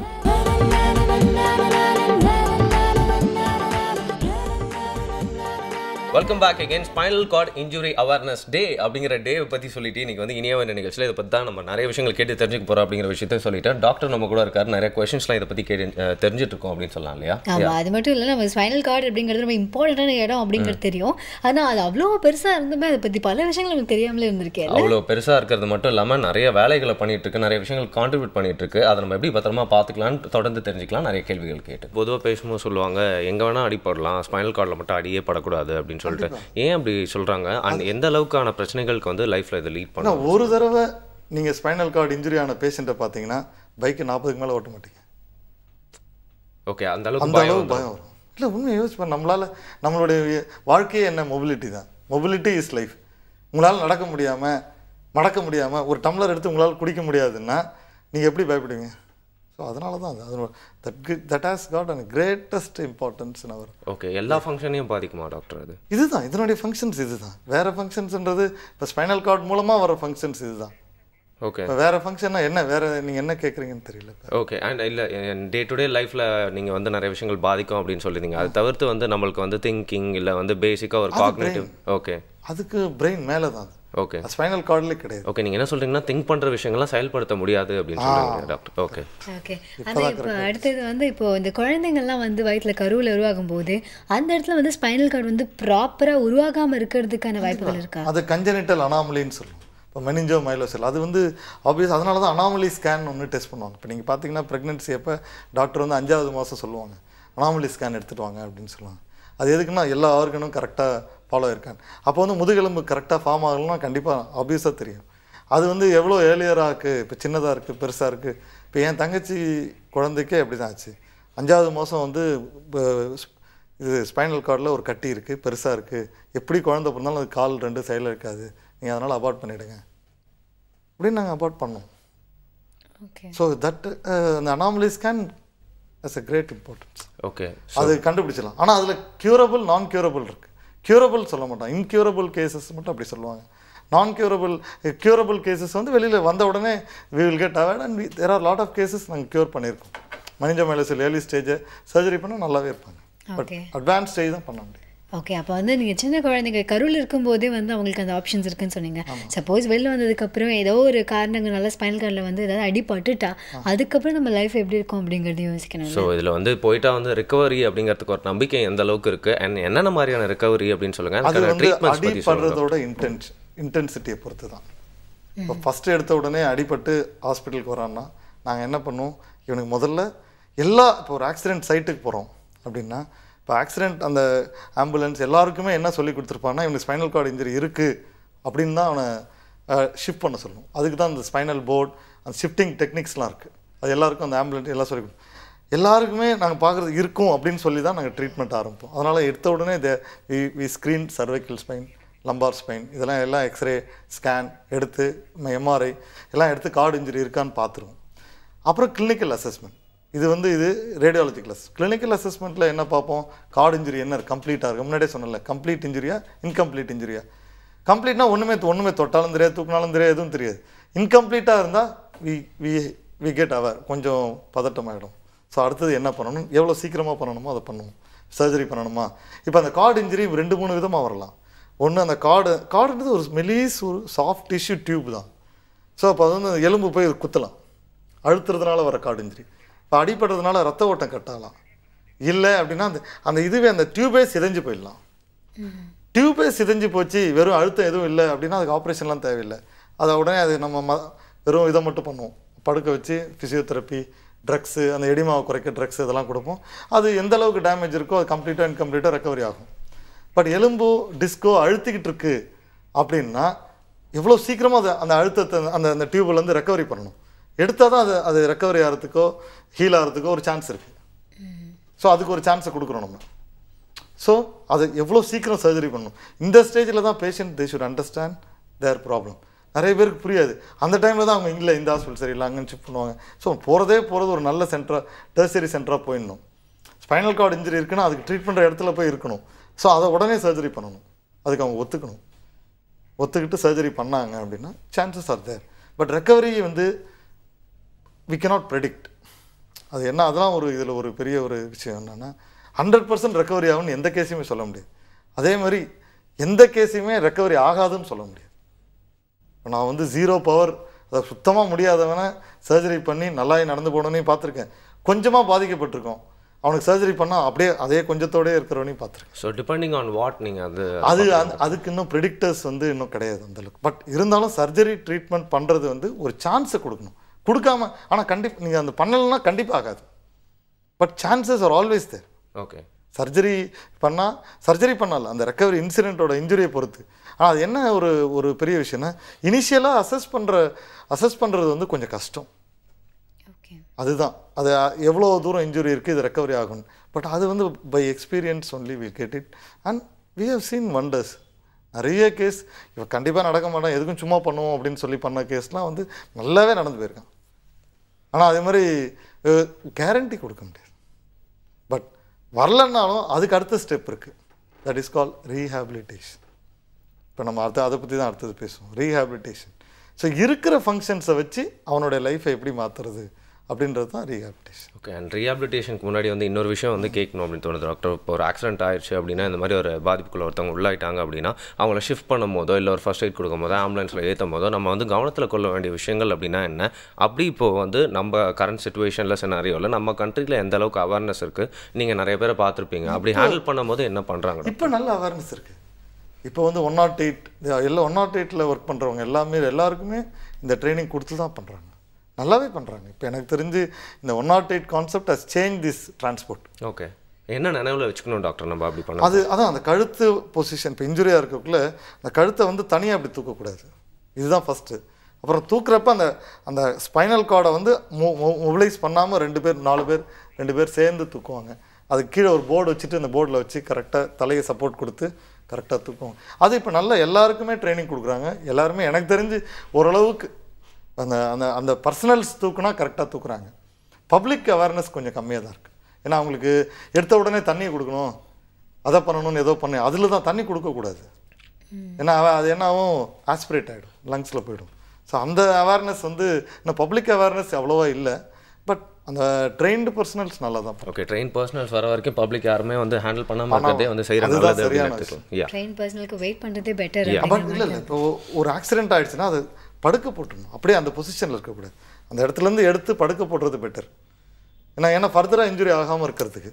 அதுக்கு வந்து அவங்க கொஞ்சம் போலீஸ் பீப்புளெலாம் ஓரளவுக்கு தேர் டூயிங், அவங்களுக்கு எல்லாம் அந்த நாலேஜ் உண்டு, அவங்க எவ்வளோ பார்த்துருப்பாங்க, எக்ஸ்பீரியன்ஸ். அதனால் மேக்ஸிமம் ஓரளவுக்கு நல்லா தான் பண்ணுறாங்க. ஓகே, ஆனால் அதை ஒழுங்காக பண்ணலன்னா இந்த செகண்ட் இன்ஜுரி வரும். இப்போ நீங்கள் கேட்குற கேள்வியோட ஒரே அர்த்தம் என்னன்னா, ஒரு தடவை இன்ஜுரி ஆச்சு, ஏன்னா அவ்வளோ சாஃப்ட் ஸ்ட்ரக்சர் அது, செகண்ட் வாட்டி நம்ம இன்ஜுரி உருவாக்கக்கூடாதுன்றதான் உங்களுடைய சிச்சுவேஷன். இந்த மாதிரி பல பேர் சொல்லி கேள்விப்பட்டிருக்கல வருண். அதாவது நீங்கள் வந்து அந்த உடம்புல வந்து நிறைய எலும்பு இருக்குது, அதெல்லாம் வந்து யூஸ் பண்ணாமலே போயிட்டோம் அப்படின்னா அது வந்து ஒரு மாதிரி அப்படியே ஸ்ட்ரைட்டாக மாறும். அப்படி தான் வந்து ஹியூமன் இவல்யூஷனே நடந்திருக்கு அப்படிங்கிற மாதிரி சொல்லியிருக்காங்க. கேள்விப்பட்டிருக்கேன். அதுக்காக ஓவர் யூஸ் பண்ணி அபியூஸ் பண்ணுறதா? எங்கே நம்ம யூஸ் பண்ண, அதான் ஒரே பொசிஷன்ல இப்படியே உட்காந்துட்டே இருந்தால் அதான் முதுகெலும்பி வச்சு எப்படி நகருவீங்க? கரெக்ட். ஸோ வந்து இன்னும் இவ்வளோ விஷயங்கள் இதை பற்றி தெரிஞ்சுக்க வேண்டியிருக்கு இல்லையா? ஆமாம், ஒரு சின்ன பிரேக் அப்புறமா பார்க்கலாம். புதிய யுகம் எஃப்எம் ஸ்டேஷனில் இது இனிய வைக் இன்ட்ரோ.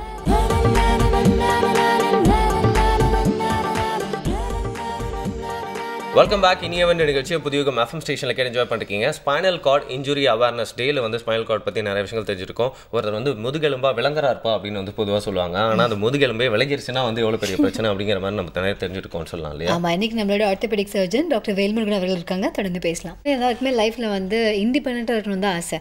பட் வந்து ஸ்பைனல் கார்டு இன்ஜுரி அப்படின்னு வந்துச்சுன்னா அதுக்கப்புறம் அவங்க வந்து டிபெண்ட் ஆகிறதுக்கு நிறைய வாய்ப்புகள் இருக்கு.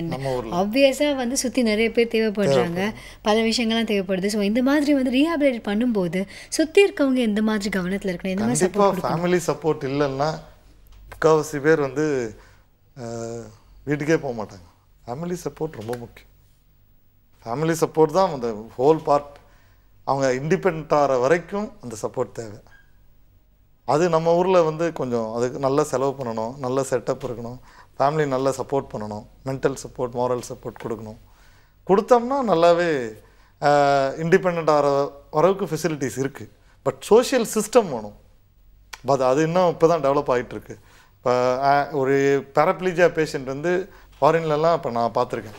அவங்களாம் எப்படின்னா டைரெக்டாக அவங்க வேலையை அவங்க மட்டும் வீட்டுக்கு போவாங்க, அவங்களே குளிப்பாங்க, அவங்களே ட்ரெஸ்ஸை மாற்றுவாங்க, அவங்களே கடைக்கு போவாங்க, எல்லாமே பண்ணுவாங்க அந்த வீல் சேர்லேருந்து டிரான்ஸ்போர்ட் பண்ணுறது, அவங்க பெட்டுக்கு டிரான்ஸ்போர்ட் பண்ணுறது, பெட்லேருந்து வீல் சேர் திருப்பி வருது, பாத்ரூம் போயிட்டு வீல் சேர்லேருந்து திருப்பி அங்கே இதில் உட்காந்து குளிக்கிறது, எல்லா வேலையும் அவங்க தனியாக அதுக்கு அந்தளவுக்கு ட்ரைனிங் கொடுக்குறாங்க. பட் இன்னும் நம்ம ஊரில் அது அந்தளவுக்கு இன்னும் வரல. நம்ம வந்து டிபெண்ட், ஆமாம், நம்ம டிபெண்ட் நம்ம சுற்றி இருக்க சப்போர்ட் ரொம்ப முக்கியம். மென்டல் மாரல் சப்போர்ட் அது கொஞ்சம் இதுவும் வேண்டும். ஓகே, அந்த அட்மாஸ்பியர் சப்போர்ட்டும் இருந்தால் கரெக்டாக அப்படின்னு சொல்லி. அது இல்லைன்னா ரொம்ப கஷ்டம். முதல்ல 2 காலில் நடக்கிறவங்களுக்கு ரொம்ப ஈஸியாக இருக்கணும் நம்ம ஊர். அதுக்கப்புறம் தான் வந்து இந்த மாதிரி வீல் சேரில் யாராக போனால் ஈஸியாக இருக்கும் அப்படின்னு சொல்லலாம் டாக்டர். ஸோ ட்ரீட்மெண்ட்ஸ் பற்றி நிறைய பேருக்கு வந்து நிறைய விஷயங்கள் தெரியாமல் இருக்கலாம். குட்டி காம்ப்ளிகேஷன்ஸ் இருந்தால் கூட வந்து ட்ரீட்மெண்ட்காக வராமல் இருக்கலாம், க்யூர் ஆகாது அப்படின்னு சொல்லிட்டு அவங்களே நெகட்டிவான தாட்ஸில் கூட இருக்கலாம். பட் அட்வான்ஸ்மெண்ட்ஸ்னு சொல்லிட்டு நிறையா வந்துட்டே தான் இருக்குது அப்படிங்கிறத நம்ம கேள்விப்படுறோம். ஸோ ட்ரீட்மெண்ட்ஸ் அண்ட் ட்ரீட்மெண்ட்லேயே வந்திருக்க அட்வான்ஸ்மெண்ட் பற்றி சொல்லுவோம். ட்ரீட்மெண்ட் பார்த்தீங்கன்னா நம்ம உலகத்தில் எந்த விதத்துலேயும் நம்ம வந்து குறைஞ்சில்லை இப்போ இருக்கிற சிச்சுவேஷன். ஏன்னா எல்லாமே டெக்னாலஜி இம்ப்ரூவ் ஆனதுக்கப்புறம் உலகத்தில் என்ன புது ட்ரீட்மெண்ட்னாலும் நம்ம இங்கேயே நமக்கு வந்துட போகுது. அண்ட் எல்லா இன்ஸ்ட்ருமெண்ட்டும், இம்ப்ளான்ட்ஸும், தேட்டர்ஸும், ஃபெசிலிட்டியும் எல்லாமே இங்கே இருக்குது. ஸோ எந்த மாதிரியான ஸ்பைன் இன்ஜுரி, எந்த மாதிரியான ப்ராப்ளத்தையும் இங்கே மேனேஜ் பண்ண முடியும். அதனால் எல்லா அட்வான்ஸ்மெண்ட் இருக்குது. அட்வான்ஸ்மெண்ட்னா என்ன, நான் சொன்னல அந்த டைமிங் ஆஃப் சர்ஜரி அண்ட் அது என்ன சர்ஜரி பண்ண போகிறோன்ட்டு அவங்க spine surgeons they will decide. இப்போ நாங்கள் டிசைட் பண்ணுவோம், அதை பண்ண போகிறோம். அது வந்து இப்போ we have got all imported systems. Indian சிஸ்டம்ஸே இப்போ நல்ல அட்வான்ஸ்மெண்ட்டாகவும் இருக்குது.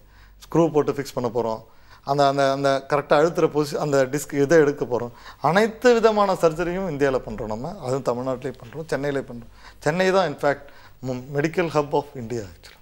ஓகே, இப்போ இந்த மாதிரி விஷயத்துக்குலாம் நிறைய பண்ணுறது சென்னையில். ரொபோட்டிக் இன்ஜினியரிங்கே வந்து செமையாக இம்ப்ரூவ் ஆகிட்டு இருக்கு இந்த காலகட்டத்தில். வந்து அசிஸ்டிங் எக்யூப்மெண்ட்ஸ்லாம் வந்திருக்குமோ அப்படின்னு சொல்லிட்டு ஒரு கேள்வி இருக்கு இல்லையா? கண்டிப்பாக. ஏன்னா இப்போ வந்து நீங்கள் வீல் சேரில் வந்து அவங்களே தானாக போய்க்கிறாங்க அண்ட் அவங்க வந்து அவங்களுக்கு தேவையான விஷயங்கள்லாம் அவங்களே பண்ணிக்கிறாங்க அப்படின்னு சொல்லி ஃபாரினில் சொன்னீங்க. ஸோ இங்கேயும் அந்த மாதிரியான அசிஸ்டிவ் டிவைசஸ்லாம் வந்து என்ன மாதிரி இருக்குது டாக்டர்? இல்லை, அந்த மாதிரி போஸ்ட் சர்ஜிக்கல் அந்த ரீஹாபிலிட்டேஷன் அசிஸ்டிவ் டிவைசஸ் வந்து இருக்குது. பட் நம்ம சோஷியல் சிஸ்டம் சப்போர்ட் பண்ணல. அதை அவன் தனியாக வெளியே போக முடியாது. ஒரு வீல் சேர்லேயே அவனே காரில் ஏறி வண்டி ஓட்ட முடியாது. இப்போ இன்னும் அந்த சிஸ்டம் வரல நமக்கு. ஸோ அதான் பட் எல்லாமே இருக்குது. ஆனால் அது நம்ம அது சொசைட்டி சேஞ்ச் ஆகணும், மக்கள் ஆட்டிடியூட் சேஞ்ச் ஆகணும், ரோட்ஸ் அது என்ன பாப்புலேஷன் டென்சிட்டியில் அவ்வளோ தூரம் பண்ணுறதே இப்போதைக்கு அதிகம் தான். But there still trying. இப்போ ரயில்வேயில் ஹேண்டிகேப் பர்சன்ஸ்லாம் நிறைய பேர் கேட்டு தான் இப்போ அந்த இதை வச்சுருக்காங்க. ஃபஸ்ட் டைம் எலிவேட்டர்ஸ் வச்சுருக்காங்க. So it will change. Okay. And இது மாதிரி வந்து லைஃப் ஸ்டைலில் நிறைய சேஞ்சஸ் பண்ணிக்கணும் அப்படிங்கிறது நம்ம முக்கியமாக பேச வேண்டிய விஷயம் அப்படின்னு நினைக்கிறேன் டாக்டர். அப்பப்போ பார்த்தீங்கன்னா ஆர்டிகல்ஸ் நிறையா வந்துகிட்டே இருக்கும். அதாவது பேசிக் ஃபிசிக்ஸ் எல்லாருக்கும் தெரியும், ஹைட்டில் இருந்து கீழே தான் வந்து பிரச்சனையாரு அப்படின்னு சொல்லிட்டு. அதனால தான் வந்து ஹீல்ஸ்லாம் அதிகமாக போடாதீங்க, அது மாதிரி காம்ப்ளிகேட்டட் ஹீல்ஸ்லாம் நிறைய பேர் போடாதீங்கன்னா கேட்க மாட்டாங்க. அதே மாதிரி வந்து நிறைய பேருக்கு பார்த்தீங்கன்னா அந்த டெக்ஸ்டிங் நெக் வருது அப்படின்னு சொல்கிறாங்க, குஞ்சிட்டே இருக்கிறதுனால வந்து நிறைய ப்ராப்ளம் சொல்கிறாங்க. இந்த மாதிரி நிறைய ப்ராப்ளம்ஸ் நம்மளுக்கே தெரியாமல் லைஃப்பில் நம்மளே ஏற்படுத்திக்கிறோம். உட்கார்றதுலேருந்து, பைக்கில் போகிறதுலேருந்து, படுக்கிற முறையிலேருந்து, இந்த மாதிரி நம்ம என்னென்ன விஷயங்கள்லாம் அவசியமாக மாற்றிக்க வேண்டியிருக்குன்னு. இல்லை மெயினாக இப்போ நீங்கள் சொல்கிறது தான் செல்ஃபோன் டெக்ஸ்ட் பண்ணுறது ரொம்ப நேரம் நீங்கள் பார்த்தா கண்டினியூஸாக அப்படி ஃப்ளெக்ஷனில் வச்சுட்டே இருந்தீங்கன்னா என்ன ஆகும்னா எக்ஸ்டென்ஷன் மசில்ஸ்லாம் வீக் ஆகிடும். ஸோ அது ஸ்ட்ரெச்சாக வீக் ஆன உடனே என்ன ஆகும், உள்ளார அந்த ப்ரெஷர் வந்து டைரெக்டாக எலும்பில் போய் முடியும். அது டிஸ்கில் போகும். டிஸ்க்குன்றது ஒரு ஜெல். அது ஜெல்லை சுற்றி ஒரு தசைநார் இருக்கும், அதை ப்ரொடெக்ட் பண்ணிட்டு இருக்கும். அந்த ஜெல் அப்போ தான் மடக்க முடியும், நீட்ட முடியும். அந்த ஜெல்லோட சப்ஸ்டன்ஸ் போயிடும். எப்படி மடங்கிட்டே முக்கால்வாசி இப்போ வர்ற நிறைய நெக் பெயின் கேசஸ் பார்த்திங்கன்னா டெக்ஸ்டிங் தான் ரீசன். டெக்ஸ்டிங் இல்லை கம்ப்யூட்டர்ஸ் அப்படியே உட்காந்து இப்படியே பார்த்துருப்போம். 8 hours 10 hours 12 hours 14 hours work பண்ணுறான், 8 hours டெக்ஸ்ட் பண்ணுறான். நம்மளுங்க பாதி பேர் நீங்கள் பார்த்தீங்கன்னா டெக்ஸ்டிங், வாட்ஸ்அப்பு, ஃபேஸ்புக்கு இதில் பார்க்க வேண்டாம்னு சொல்லலை, ஒரு 10 நிமிஷம் பொசிஷன் மாற்றியாவது பார்க்கலாம். அவங்களால முடியாது. அந்த ஆர்வத்தில் என்ன பண்ணுறாங்க, கண்டினியூஸாக ஒர்க் பண்ணணும். சமயத்தில் நம்மளே கூட அதை பண்ணியிருப்போம். அதனால் வந்து அதெல்லாம் கொஞ்சம் கான்ஷியஸாக பண்ணணும். ப்ளஸ் உட்கார்ற ஸ்டைலு, நடக்கிறது, இது எல்லாத்த விட எல்லாம் இருந்தாலும் எக்ஸசைஸ் பண்ணாங்கன்னா கொஞ்சம் மேனேஜ் பண்ணிக்கலாம்.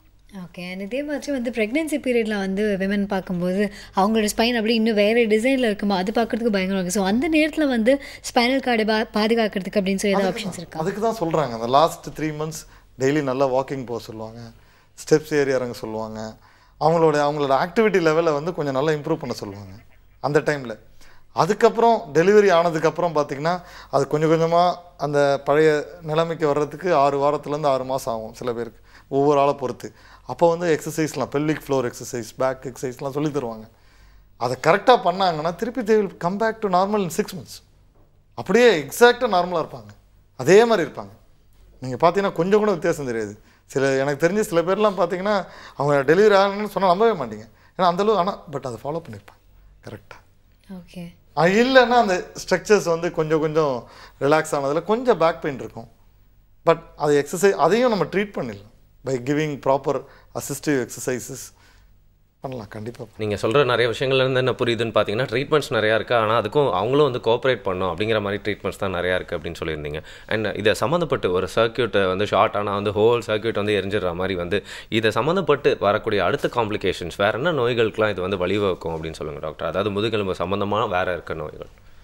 முதுகெலும்போட வியாதிகள் பார்த்தீங்கன்னா இப்போ இதுதான் இப்போ இந்த மாதிரி காம்ப்ளிகேஷன்ஸ். வேறு வகையான வியாதியெல்லாம் ஒன்றும் வரப்போகிறதில்ல. முதுகெலும்பு இப்போ வலிக்குது, பேக் பெயின் இருக்குது, இப்போ காஷியஸ் ஆகி ட்ரீட்மெண்ட் போல் அப்படின்னா அந்த முதுகெலும்பு அதிகமாகிட்டே போகும், வலி அதிகமாகிட்டே போகும்.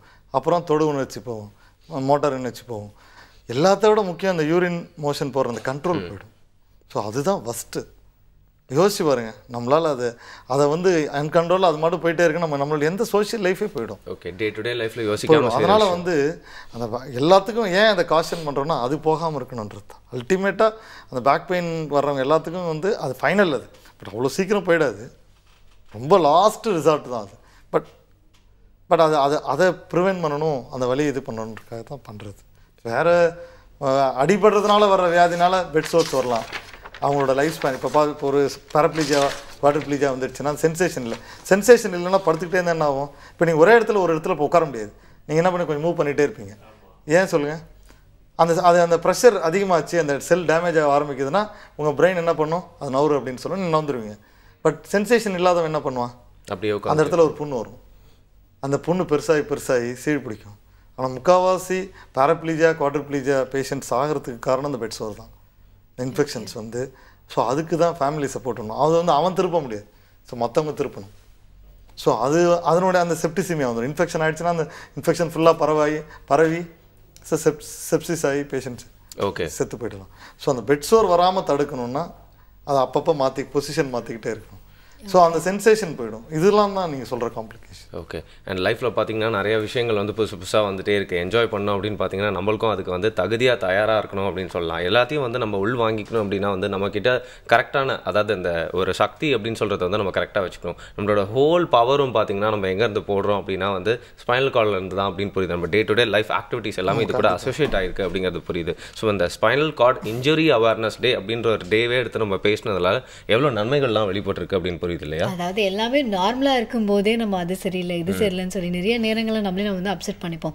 ஸோ அந்த வகையில் நம்மக்கிட்ட ஏதாவது அப்நார்மலாக இருக்குது அப்படிங்கிற பட்சத்தில் நம்ம அதுக்கப்புறம் ஒரு ஸ்டெப் எடுத்துக்கிறதுக்கு நிறைய யோசிப்போம்.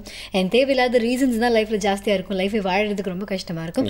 ஆனால் அதுலேயும் எப்படி வாழலாம் அப்படிங்கிறதுக்கான ஆப்ஷன்ஸும் டாக்டர் சொல்லியிருக்காங்க இல்லையா? ஆனால் நிறைய பேர் வந்து பொதுவாக நினச்சிப்பாங்க என்னடா இவ்வளோ பயமுறுத்துறாங்க அப்படின்னு சொல்லிட்டு. பட் கொஞ்சம் பயமுறுத்தி நம்ம முதுகெலும்பை பார்த்துக்கிறது ஒன்று நல்லது தான் அப்படின்னு தோணுச்சு. சொல்லணும் அதை புரிஞ்சுக்கிறது வந்து பயம் கிடையாது.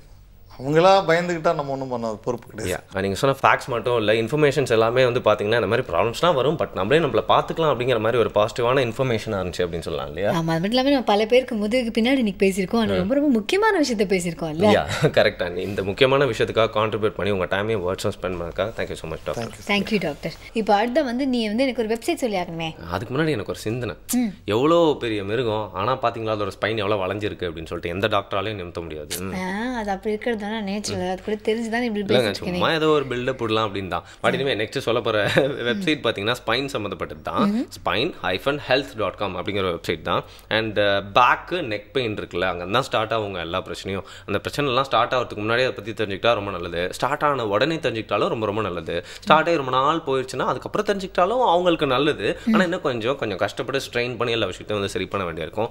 ஈஸியாக இருக்கும் போதே முடிச்சிடலாம்ல. நீ சொன்னதுலேயே வந்து எனக்கு பிடிச்சது வந்து ஃபர்ஸ்ட் ஆப்ஷன் தான். அதாவது அதெல்லாம் வரதுக்கு முன்னாடியே தெரிஞ்சுக்கலாம் அப்படிங்கிறதுக்காக தான். ஏன்னா எல்லாருமே நம்மளும் என்ஜாய் பண்ணணும் அப்படின்னு நினைக்கிறோம். மற்றவங்க மட்டும் ஜாலியாக என்ஜாய் பண்ணிருக்கோம், நம்ம மட்டும் ஒரு மாதிரி நல்லா இருக்குமா அது நல்லா இருக்க கையை கொஞ்சம் தூக்குங்க நான் கை தட்டணும் அப்படிங்கிற மாதிரி இருக்க வேண்டாம். அது அந்த அளவுக்கு எல்லாம் ஹெல்பிங் மைண்டு கூட யாருமே இல்லை இப்போ. ஸோ நம்மளே பார்த்துக்கணும் அப்படின்னா ஹெல்த்தியாக இருக்கணும் அப்படிங்கிறத உணர்த்தும் விதமாக நீங்கள் வந்து ஸ்பைனோட ஹெல்த்தை பற்றி நிறைய விஷயங்கள் தெரிஞ்சுக்கிறதுக்கு இந்த வெப்சைட்டை போய் பார்க்கலாம். spine-health.com அப்படிங்கிறது தான்.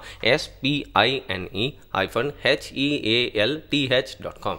Okay, super. நல்ல வெப்சைட் சொல்லியிருக்கீங்க. ஸோ இந்த வெப்சைட்டை போய் அவங்க எட்டி பார்க்கும்போது அவங்க இன்னொன்றும் பண்ணலாம். ஓகே, ரொம்ப நேரம் அவங்க சிஸ்டமாடி உட்கார வேண்டாம். ஒரு 2 minutes எக்ஸ்ட்ராவாக ஸ்பெண்ட் பண்ணி நமக்கான ஃபீட்பேக்ஸையும் அவங்க அனுப்பிச்சு வைக்கலாம். feedback@pudiyugam.tv அப்படிங்கிற மெயில் ஐடிக்கு. அது மட்டும் இல்லாமல் ஸ்க்ரீனில் தெரிகிற அட்ரஸ்க்கு உங்களோட ஃபீட்பேக்ஸ்லாம் அனுப்புங்க. நிறைய ஒப்பீனியன் சேஞ்சஸும் இருந்துச்சு நம்ம ஷோவில். இதெல்லாம் வந்து மாற்றிக்கிட்டா ரொம்ப நல்லாயிருக்கும் ஃபார் பாசிட்டிவ் திங்ஸ் அப்படின்னு நீங்கள் நினச்சிங்கன்னா அதையும் வந்து இந்த அட்ரஸ்க்கு அனுப்பலாம். இல்லைனா கால் பண்ணி இந்த டோல் ஃப்ரீ நம்பருக்கு கால் பண்ணி உங்களோட ஃபீட்பேக்ஸ்லாம் பதிவு பண்ணுறங்க. ஆமாம், ஆனால் இதே மாதிரி வந்து நாங்கள் பல விஷயங்கள்லாம் அந்த மாதிரி ஸ்பைன் மாதிரி இம்பார்ட்டண்ட்டான விஷயங்கள்லாம் மறுபடியும் நாளைக்கு எடுத்து வர போகிறோம். ஸோ இப்போ அப்படி கிளம்பிக்கலாம். புதிய யுகம் FM ஸ்டேஷனில் இது இனிய வை என்று வருண் ஆனந்த்.